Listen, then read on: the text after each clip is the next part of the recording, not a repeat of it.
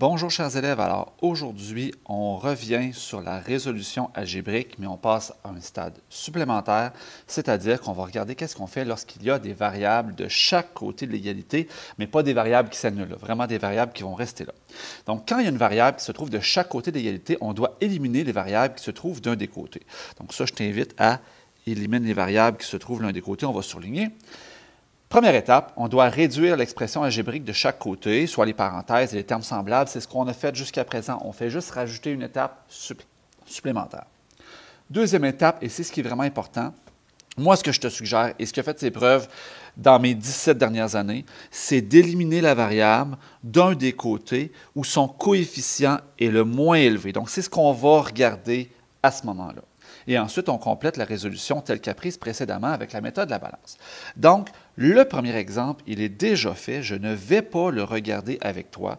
On va tout de suite aller au deuxième exemple, juste ici, qui est 8x moins 4 égale 3x plus 6. Donc, dans cet exemple-là, j'ai les x des deux côtés. Là, tu vas voir que cette expression-là, elle est réduite. Puis, je ne vais pas faire d'expressions qui ne sont pas réduites aujourd'hui. Je vais garder ça simple.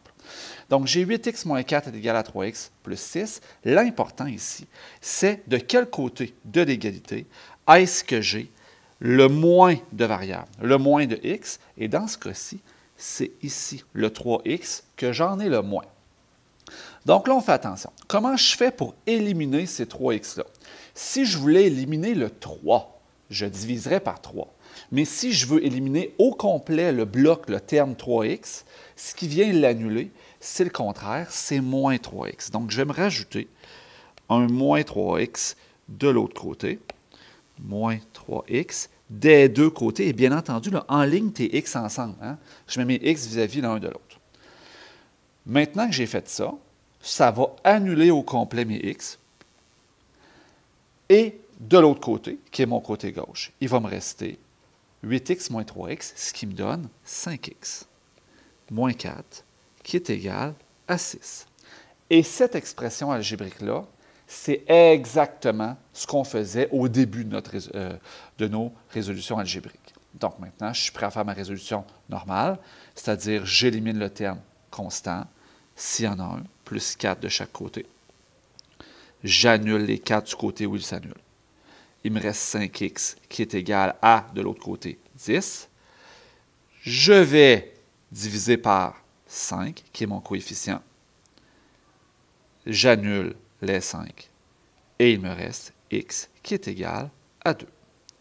Donc, ça, x est égal à 2, bien c'est ma solution. Maintenant, comment je valide cette solution-là? Validation. Bien, comme pour les autres, je reprends mon expression de base. Ça va être 8x moins 4 est égal à 3x plus 6. Je sais que mon x vaut 2, donc c'est 8 fois 2 moins 4, qui doit être égal à 3 fois 2 plus 6. Puis là, je te donne le droit d'utiliser ta calculatrice et de pitonner de chaque côté de ton égalité. Premier côté de l'égalité, 8 fois 2 moins 4, 8 fois 2, 16, moins 4, 12. Et de l'autre côté, 3 fois 2, 6, plus 6, 12. Donc, j'ai pareil des deux côtés de l'égalité. Ma solution, elle est bonne. Voilà, ma solution, elle est validée. On va aller se faire deux autres exemples où il n'y a pas de réduction à faire au départ, juste pour bien comprendre ce principe-là, puis on reviendra au prochain cours lorsqu'il y a de la réduction. Donc, on va regarder ici, et là, les deux exemples à droite, ils ont quelque chose de particulier. Et ce qui est particulier, c'est que quand il y a des coefficients négatifs, qu'est-ce qu'on fait? Donc là, ici, j'ai 2x plus 3 égale moins x plus 6. J'ai un coefficient qui est négatif. Donc, de quel côté est-ce que j'ai le moins de x? Hein? Où est-ce que j'ai le moins de variables? C'est encore à droite. Parfois, ça va être à gauche. On va le voir dans les exemples un peu plus complexes par la suite. Et là, je vais commencer par mon opération inverse. Bien, mon opération inverse pour annuler le moins x, c'est de faire plus x. Donc, je vais faire plus x de chaque côté. À droite, moins x et x s'annulent. À gauche, 2x plus x va me donner 3x plus 3 est égal à 9.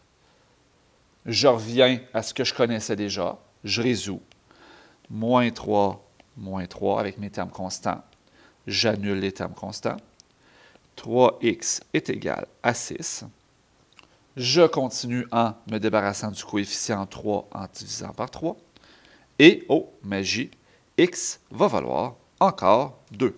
C'est franchement un concours de circonstances. Donc, x vaut 2.